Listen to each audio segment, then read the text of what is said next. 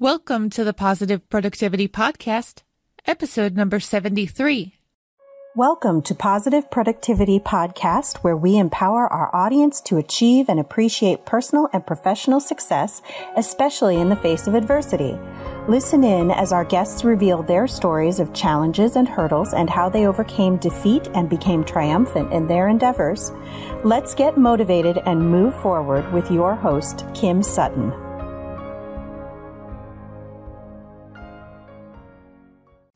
Welcome back to another episode of Positive Productivity. Today I want to talk to you about the fear of freedom. Until about a year ago, 98% of all the work, if not 100% of all the work I was doing, was all on clients. When I started my business, I was so excited to have my first clients come in, and because I was still working a full-time job, I had dreams of getting more and more and more clients. And it's funny to think now that I was trying to figure out how I could book myself out to 80 hours a week. Now, if you've listened to any of the prior episodes of the Positive Productivity Podcast, you know that getting out of adequate sleep is something that's very important to me. At that point, however, I was just looking forward to getting out of the full-time job and being self-employed.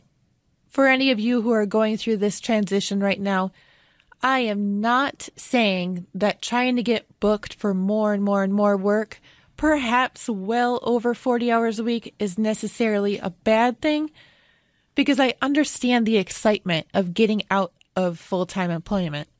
What I do want you to consider, though, is where you are accounting for self-care and time with your friends and family. I'm going to jump off that soapbox, though, and get back to what I was initially talking about.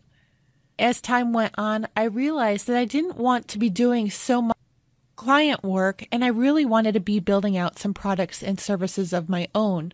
These were the types of products and services which wouldn't require me to be trading dollars for hours, and I really wanted to set up courses and memberships which wouldn't require me to be in front of my computer all the time. With that said, though, anybody who's been through this and set up a course or a program knows that there is still a ton of time required in front of your computer and actually producing.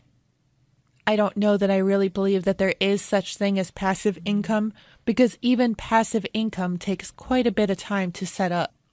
About a year ago, I was reading a blog post, and the author was talking about how she had started to transform her business to letting go of some client work and doing more work of her own and building out her own projects.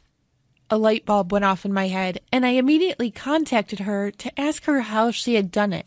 And when I got her response, she said she started making little shifts. And that's what I started doing as well. Over the past year, I have slowly transitioned from working, as I said, 95 to 100% on client tasks to doing more and more of my own internal tasks. Things like this podcast and writing a book and building out a membership site and other programs. And while it has been scary because I didn't know if I was going to be able to cover all expenses, I need to tell you that if you're facing this fear, you just need to keep on going. The more I've been able to focus on my passion projects and what I believe is my true calling, the more that fear has subsided. While I'm bringing in the same amount that I was last year with less client work, my heart feels so much better coming into my office every day and sitting down at my desk. I'm excited about what I'm doing. And even though money can be a little bit tight, I'm excited and I know that everything is going to be all right. Increasing your freedom to do what you want and live the life you want, whether it's relationship-wise or work-wise, this can all be very scary. There's always the unknown. But if you're doing it for the right reasons, I urge you to just charge ahead. Looking back about 6 years, I had just left my ex-husband, and I remember standing in my kitchen one night, scared about how I was going to pay my rent and my utilities. And I just looked up at the sky and shook my head and asked God what the heck I had gotten myself into. I remember it was such a tough night, but it was mostly tough because I was focusing on the wrong things. I was focusing on the money and not on the impact I was making in my life. Even though money was very tight, I was happier than I had ever been. And now when I fast forward 6 years, I see that same reflection again. If I can get past the fear of income and focus on the impact that I'm making, then the fear practically subsides completely. I want you all to focus on the freedom. Focus on the life that you're trying to build for yourself, and stop focusing on the fears of everything that can go wrong. I subscribe to the law of attraction, and I firmly do believe that thoughts become things. So when we're thinking about those fears will come true. Focus on your freedom. Focus on all the good things that will come from it. And with that said, go forth and have a positive and productive day.